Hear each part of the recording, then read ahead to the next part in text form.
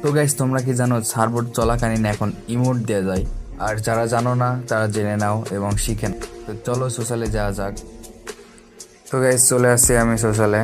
তো এখন তোমাদেরকে দেখাবো আমি কিভাবে সার্ভার চলাকালীন ইমোট দিব। তো দেখতে পাচ্ছ আমি সার্ভারে উঠছি এবং চালাচ্ছি। দেখো এবার ইমোট আমি দিব। তোমরা দেখো, এই যে এই যে দেখছো ইমোট দিতে আসছি সার্ভার চলাকালীন। তো তোমরা এইভাবে দিতে পারবা ইমোট। আমি পিসিতে আছি তাই না, ফোনেও দিতে পারবা, সমস্যা নাই এইভাবেই।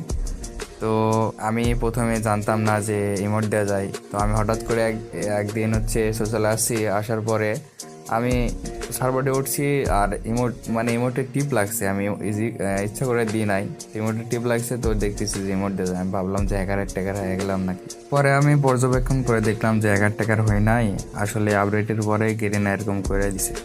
তো গাইস, এরকম ভিডিও পাইতে অবশ্যই ফলো করবা এবং সাথে থাকবা, সাপোর্ট করবা। ধন্যবাদ। পরের ভিডিওতে দেখা হবে।